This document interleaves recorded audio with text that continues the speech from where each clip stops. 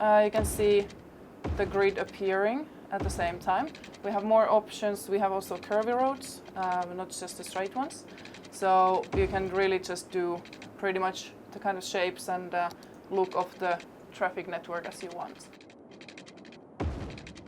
You can also make bridges, for example, over the river here, and it will automatically create the bridge there.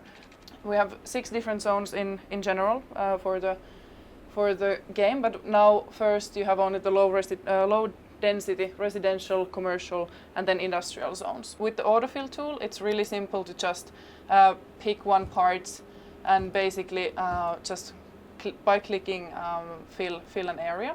The brush tool, which is more handy with the curvy roads, so you can just paint where you want this is the commercial, low density commercial zone. As well as industry, we can use now, for example, the marquee tool, which is to cover huge areas at once. Then with the D zone, you can take away the parts that you didn't like. So basically what we have here is you can see the different kind of zone demands. So now, for example, when you start building the city, there's a high demand for residential zone. And then after people start to move in, as you can see over on the residential side, we have people moving in, and now these houses are starting to ask for services. So you should set up the electricity and water systems, which are really the basic systems. Let's be environmentally friendly and set up what are these called in English? Wind turbines. Yes. So we have those now there, and you can see them starting to work. So people stop complaining about the missing power. And with power lines, if you have these kind of different grids which are not actually connected yet, because the houses do work as kind of power lines as well, but then it's super quick to just join those different areas with the power. It's a dynamic water system, so you can actually see from this kind of the info view mode that the water is going to a certain way. So after placing the water pumping station upstream, I definitely want to put the drain pipe to downstream, because we don't want the people to drink basically poop water, right? So that would be mean. So then by connecting these together to the city, we offer them working water.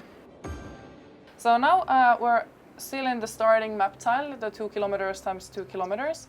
And over here now you can see a lot of the different things. We have, for example, medical clinics for the people to seek healthcare. There's garbage disposal to make sure that the city stays clean. Police department, fire department, different kind of education options. Public transportation, and then we have decoration tool. This is one of the really cool things that, of course, you want to kind of tend to your city and make it pretty and make sure that citizens love it. So what we can do is we can place different kind of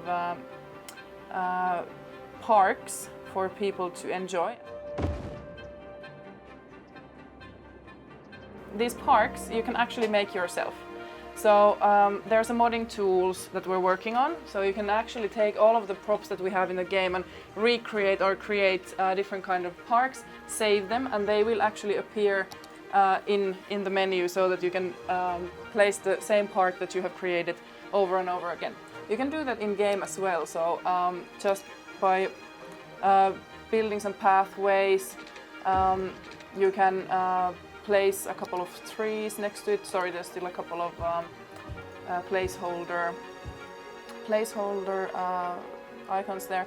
But this is basically to kind of cover those areas in the city that kind of go between the buildings, they're kind of like sad looking places and you don't want to leave them like that. Yeah. So you can just place trees there and make people happy. You can see people actually coming to the park to enjoy it. All of these citizens are individuals, so you can actually go and be like a stalker and go check Mr. Earl Murray and check where he actually lives. You can really follow him close by when he's walking around. go check where he lives, you know, okay, over here. And then also see the status of his house. So all of these citizens are unique.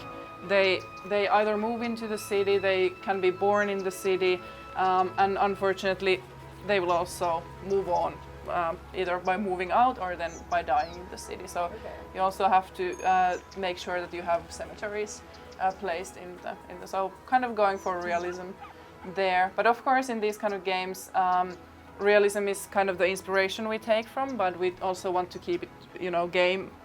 So it should be also fun. So yeah, this is where we are at this point, and we're looking to release this game late Q1 next year.